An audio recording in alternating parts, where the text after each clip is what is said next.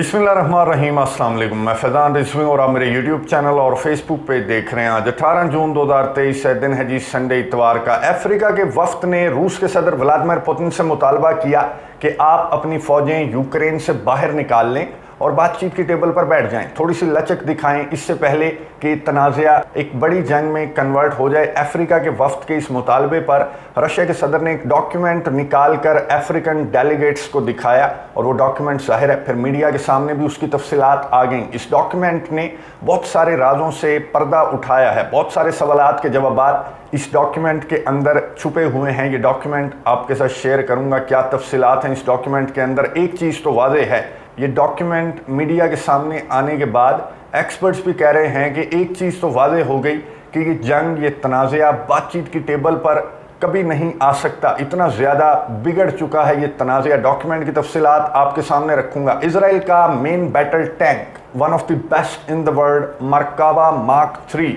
ये पहली मरतबा ये अभी इजराइल से बाहर नहीं निकला, लेकिन अब इजराइल ने ये खबर सुनाई है कि इसको गाहक मिल गए हैं, और गाहक भी कहीं और से नहीं बल्कि यूरोप का गाहक है जो ये टैंक, इजराइल का मेन बैटल टैंक खरीदना चाहता है। आप कमेंट्स बॉक्स के अंदर गैस कर सकते हैं कि यूरोप का कौन सा मुल्क है जो मरकावा मार्क 3 इजराइल का मेन बैटल टैंक खरीदना चाहता है और क्यों। डिटेल्स आपके सामने रखूंगा। सबसे पहले बात कर लेते हैं यूक्रेन के काउंटर ऑफेंसिव की, जिसको लेकर रशिया के डिफेंस मिनिस्ट्री ने आज बताया कि यूक्रेन ने 3 सिमतों से एक मरतबा फिर से धावा बोलने की कोशिश की। वो इलाके जो रशिया ऑलरेडी कंट्रोल कर चुका है उनको वापस लेने की कोशिश की, लेकिन रशिया के डिफेंस मिनिस्ट्री ने कहा कि हमने तीनों हमलों को बुरी तरह से नाकाम बना दिया, हमने यूक्रेन की इस कोशिश को। लेकिन ज़ैपोरिज़िया के मेयर बोल रहे हैं, ये रशिया के ऑफिशियल हैं, इन्होंने अपने टेलीग्राम अकाउंट पर मैसेज लिखते हुए कहा कि यूक्रेन ज़ैपोरिज़िया के अंदर एक विलेज का कंट्रोल हासिल करने में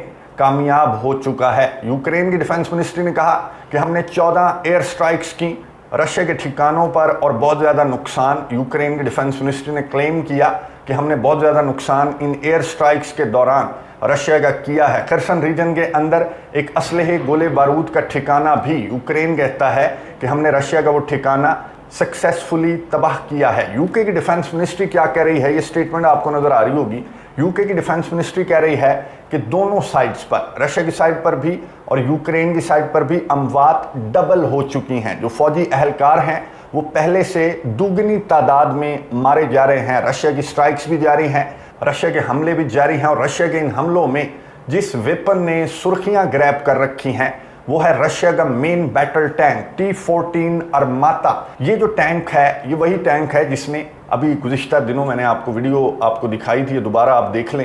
ये वही टैंक है जिसने लेपर्ड 2 को और दीगर मेन बैटल टैंक्स जो कि यूक्रेन के इत्तेहादियों की जानिब से यूक्रेन को प्रोवाइड किए गए हैं उनको जलाकर राख करने वाला और कोई नहीं बल्कि T-14 अरमाता, जो कि दुनिया के बेहतरीन टैंक्स में इसका शुमार होता है। रशिया के इस टैंक ने इन तमाम मेन बैटल टैंक्स को किस तरह से जलाकर राख किया ये आपको वीडियो नज़र आ रही होगी। लेकिन अब अरमाता का वास्ता पड़ने वाला है इजराइल के मेन बैटल टैंक से, मरकावा मार्क 3। इजराइल का ये टैंक पहले कभी इजराइल से बाहर नहीं गया, इसे दुनिया का बेहतरीन टैंक गर्दाना जाता है, लेकिन इसने आज से पहले तक इस टैंक ने मरकावा मार्क 3 भी है, मार्क 4 भी है, मार्क 5 भी है, लेकिन जो गाहक आया है यूरोप से उसने मार्क 3 की डिमांड की है। इस मेन बैटल टैंक ने पहले कभी मैदान जंग तो क्या मासूम फ़लस्तीनियों के अलावा इसने अपनी ताकत, अपना ज़ोर इस टैंक ने पहले कभी नहीं आजमाया। स्पेशली अरमाता के सामने T-14 जो रशिया का मेन बैटल टैंक है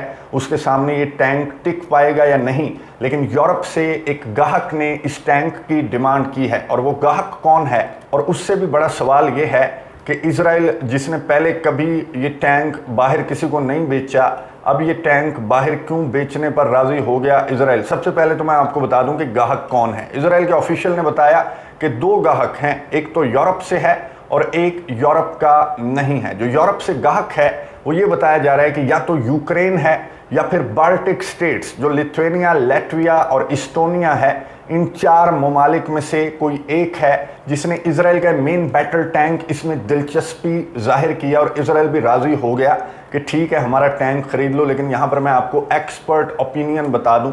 एक्सपर्ट्स ये कह रहे हैं कि इजराइल का ये टैंक, एक तो इसने कभी बैटलफील्ड का मुंह नहीं देखा, मासूम फ़लस्तीनियों पर इसने अपनी ताकत आजमाई है। और दूसरा, इजराइल का जो टैंक है ये इस तरह से बनाया गया कि इजराइल का जो एटमॉस्फेयर है, वहाँ का जो डेजर्ट है, वहाँ की जो लैंड है, उसके लिए ये बिल्कुल सूटेबल टैंक है। लेकिन ये मड के अंदर, गारे के अंदर, बारिश के अंदर, जिस तरह का बैटलफील्ड यूक्रेन का है, वहाँ ये टैंक बिल्कुल टिक नहीं पाएगा। ये इजराइल का टैंक सिर्फ ये अपनी ताकत मासूम फ़लस्तीनियों पर दिखा सकता है। T-14 जो अरमाता रशिया का मेन बैटल टैंक है, एक्सपर्ट्स कह रहे हैं कि उसके सामने अगर लेपर्ड 290 का, चैलेंजर 290 का, तो फिर इजराइल का मेन बैटल टैंक भी नहीं टिकेगा। सिर्फ एक टैंक है जो एब्राम M1 टैंक है अमेरिका का, उसका मुकाबला अगर T-14 से किया जाए अकॉर्डिंग टू एक्सपर्ट्स, तो फिर ये जोर का जोड़ पड़ सकता है एब्राम M1 और T-14 अरमाता जो रशिया का मेन बैटल टैंक है। मैं आपको बता दूं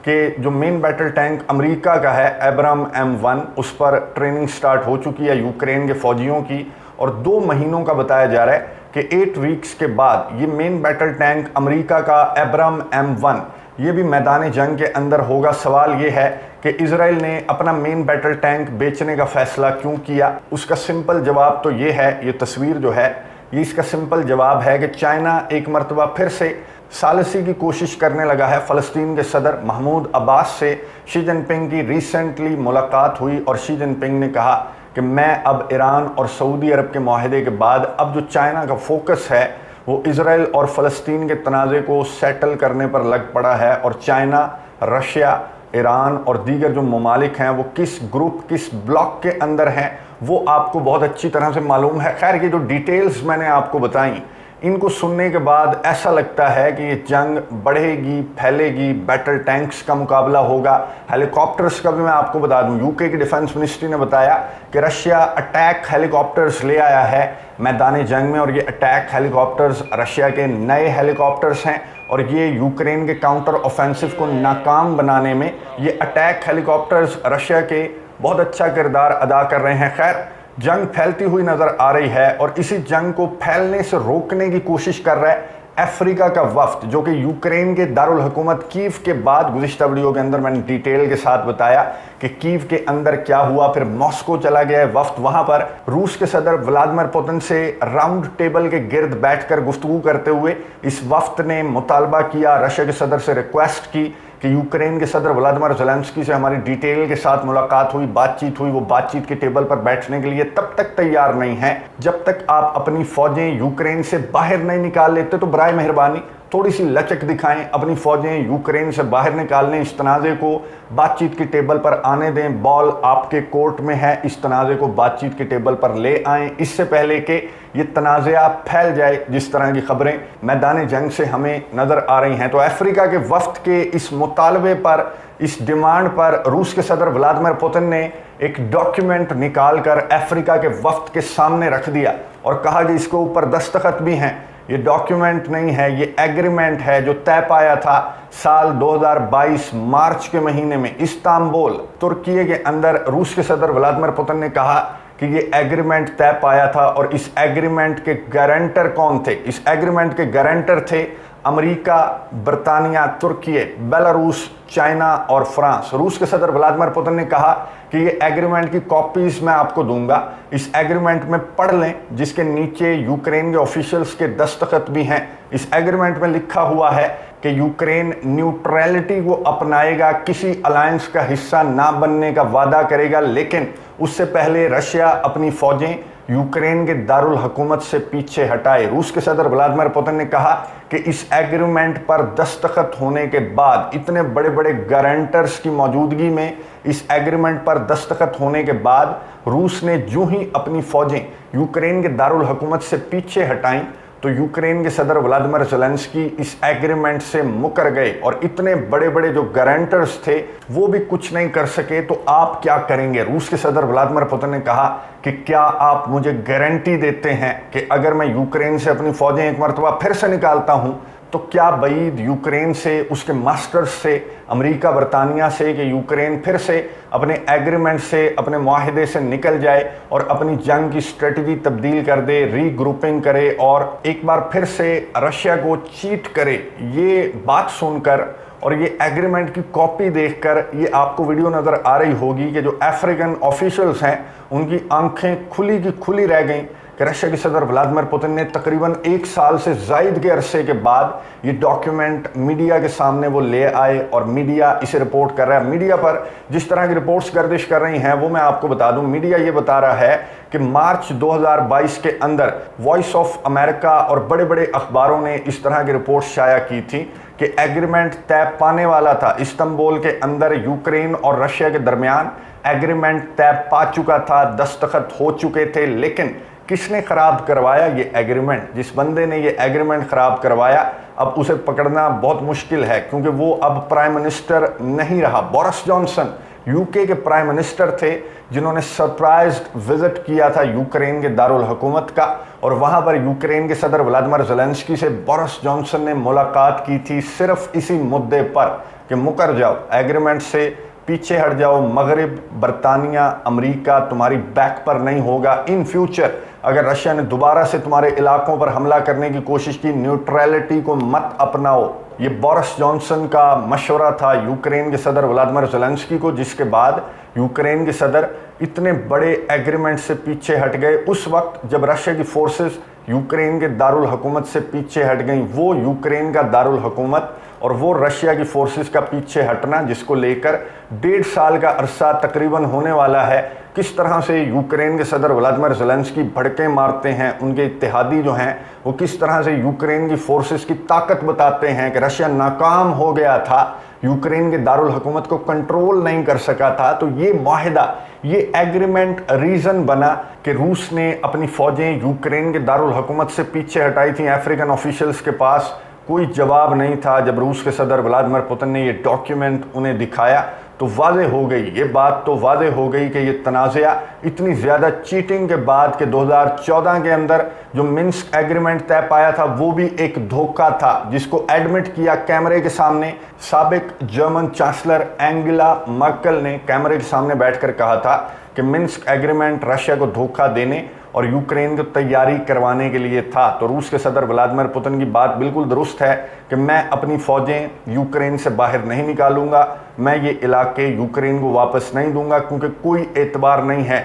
ना यूक्रेन पर ना इसके मास्टर्स पर मुझे एतबार है। ये किसी भी वक्त किसी भी बात किसी भी एग्रीमेंट से मुकर सकते हैं। अब रूस के सदर व्लादिमीर पुतिन के इस इंकशाफ पर और ये डॉक्यूमेंट, ये एग्रीमेंट की कॉपी मीडिया के सामने लाने के बाद अफ्रीकन डेलीगेट्स, अफ्रीकन ऑफिशियल्स कौन सा दरमियानी रास्ता निकालेंगे इस जंग को बातचीत की टेबल पर लाने के लिए? मुझे तो कोई दरमियानी रास्ता नज़र नहीं आता, क्योंकि यूक्रेन इन इलाकों को हासिल करना चाहता है। यूक्रेन चाहता है कि रशिया अपनी फ़ौजें बाहर निकाले, और इस एग्रीमेंट की कॉपी के सामने आने के बाद रूस के सदर व्लादिमीर पुतिन की बात 110% दुरुस्त है कि उन्हें अपनी फ़ौजें यूक्रेन से तब तक वापस बाहर नहीं निकालनी चाहिए जब तक उन्हें गारंटर कोई स्ट्रॉन्ग नहीं मिल जाता जो उन्हें गारंटी दे कि जो बात यूक्रेन कर रहा है, एग्रीमेंट पर दस्तखत कर रहा है, वो उस पर कायम रहेगा। उसके बाद ही रूस के सदर व्लादिमीर पुतिन को किसी भी एग्रीमेंट पर, किसी भी डॉक्यूमेंट पर अमल दरामद करने चाहिए, और उसके बाद ही अपनी फ़ौजें यूक्रेन से बाहर निकालनी चाहिए। लेकिन मैंने आपको गारंटर बता दिए, अमेरिका, बरतानिया, चाइना भी था, बेलारूस भी था, इतने सारे गारंटर थे, तुर्की भी था, लेकिन कोई भी गारंटर सामने नहीं आया। जब यूक्रेन इस एग्रीमेंट से मुकरा तो कोई भी गारंटर सामने नहीं आया, तो इनका कोई मूड नहीं है बातचीत की टेबल पर बैठने का। ये रूस के सदर व्लादिमीर पुतिन के साथ ये 50-60 ममालिक का जत्था ये पंजा आजमाई करना चाहता है, और रशिया के सदर व्लादिमीर पुतिन ने कहा कि मैं बिल्कुल तैयार हूँ। नज़र रखेंगे, आपको अपडेट्स देता रहूँगा। अगली वीडियो तक के लिए इजाज़त दीजिए। अल्लाह हाफ़िज़।